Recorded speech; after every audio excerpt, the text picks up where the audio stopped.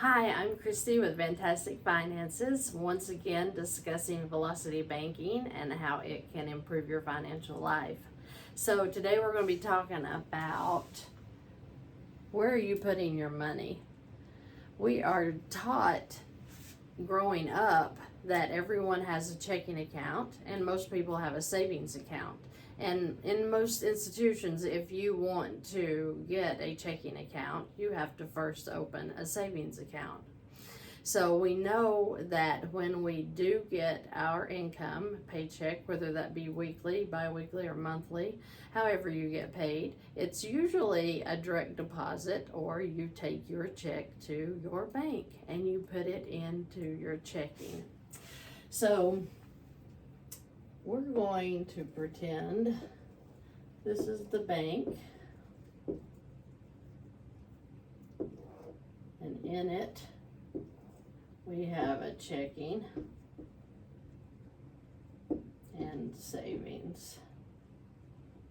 Okay, so when we get our income, it goes straight into the checking account, right?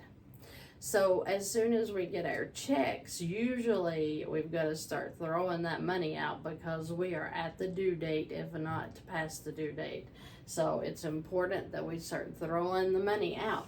So we have to pay for our electric and utilities.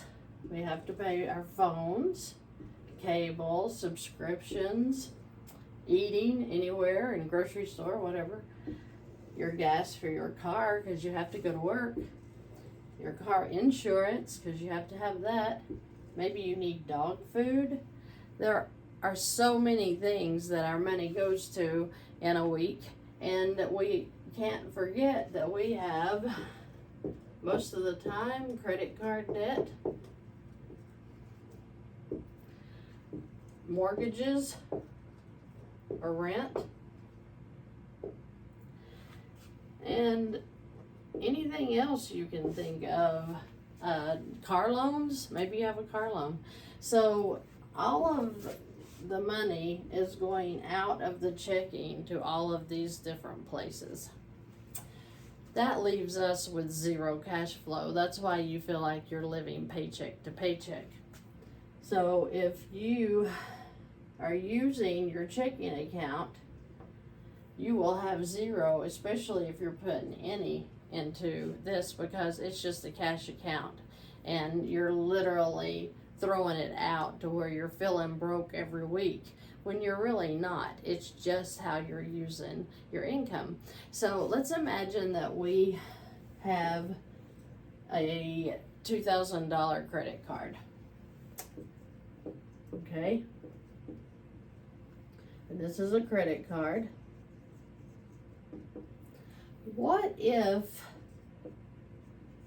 I were to take my electric, my phones, my cable, my food, gas,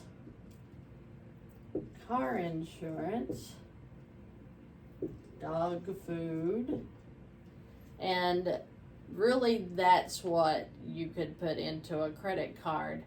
And so you're saying, well, that's silly because you're using a credit card and you're raising my credit expense, which is going to raise my credit score.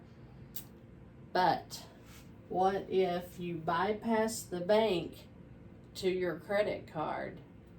Even your income goes into this credit card. So if you have say your mortgage or rent is $500 a month, and then your credit card payment on this credit card, let's say it's $150 a month. So that's $650, right? Plus all of this expense, which usually comes to about, depending on how you live your lifestyle, it can be $1,200 a month all the way up to $4,000, $5,000 a month. It depends on your income and your lifestyle. But these right here, this has to stay out in cash, right? Because credit cards don't take credit cards to make payments. No. But if you're paying $150 on this credit card, then you just deleted that payment because now your income is going into that. Yes, you would have to keep the $500 out. So let's say you made $2,000. If you made $2,000, this is $2,000 like every 2 weeks, okay? So we're making $4,000 a month. Let me clarify. So let's say bi-weekly. And then you would have to keep out your rent or your mortgage. We can learn later how you can use credit cards for that, but let's stick to the basics. So you could keep out your rent of $500, so that would be $1,500 left after the rent or mortgage. And then your credit cards, we knocked it out, remember? So that means that $1,500 of this income would go into the card. Well, if you put $1,500 and say you've already got it, because you say, well, I'm to my limit, I've already got $2,000 in it, I don't have any available credit. That's where when you put your income in here in a $2,000 card, you immediately have $1,500 available, right? So, and I know you're thinking, but the credit card payment, when you make the income deposit, it pays your payment. So you don't count this anymore. It's made. You've satisfied that month. So after you have your $1,500 now available because you put your income in there, then you're going to turn right around. Pay your electric and utilities, pay your phones, pay your food, pay your gas, get your dog food. You have it automatically, all of these things automatically put into this one source that takes all the stress off of you having to write out checks or go online to pay each individual bill. You go and have these set up automatically. Of course, you'll have to take your credit card with you for your food and restaurants, but most things can be set up automatically. That takes the stress off of your mind of having to remember when to pay, to sit down to take care of it, because it's automatically coming out of this credit card here that had your income in it. You don't have to worry about anything not getting paid because you've got the money in there. All of your expenses, all you're doing is bypassing this bank. You're bypassing this. The only thing your income would hit this checking maybe and go straight to the credit card, because you can go online, you can make a payment immediately onto a credit card, which would immediately take it out and in. You want to make sure the income is going in, the expenses are coming out. It's called a revolving line of credit.